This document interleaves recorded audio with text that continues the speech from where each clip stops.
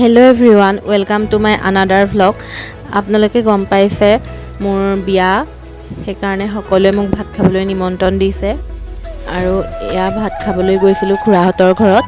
আৰু মোৰ লগতে আমাৰ পৰিয়ালৰ কেইবাজনীও ছোৱালী আছিলে, তাহাঁতকো ভাত খাবলৈ মোৰ লগতে নিমন্ত্ৰণ দিছিলে।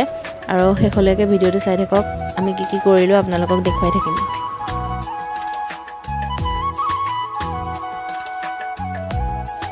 আৰু সেইদিনা বহুত গৰম আছিলে আৰু এয়া আমাৰ ঈশান দায়ে জুইত গৰমৰ মাজত আমাৰ কাৰণে মাংস বনাই আছে আৰু আমাৰ বাইদেৱে তাকে চাই আছে আৰু ওচৰতে বহি বহি।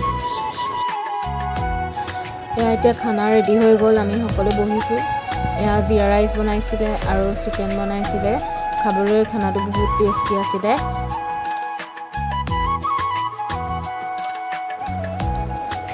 আৰু এয়া দেখিছে আমাৰ গুণমণি আৰু এয়া আমাৰ আটাইতকৈ সৰু টিকলিজনী আমাৰ খুৰাৰ। এয়া আৰু ভাত পানী খাই আমি অলপ বহি মেলি কথা বতৰা পাতি আছোঁ আৰু ইহঁত দুজনীও খেলি আছে। আমি গোটেইসোপা আজি ৰাতি একেলগে থাকিলোঁ। একেলগে থাকিলেতো কথাৰ অন্তই নহয়। এয়া কথা বতৰা পাতি আছোঁ। ৰাতি শুতে আমাৰ 3টামান বাজিলে কথা পাতি পাতি।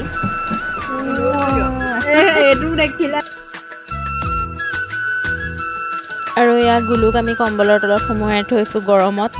ইমান গেলা গৰমৰ মাজত কম্বলৰ তলত তাই সোমাই আছে। আৰু শেষত আমি ফটো মাৰিলোঁ, ৰিলচ বনালোঁ আৰু এনেকৈয়ে পাৰ কৰিলোঁ।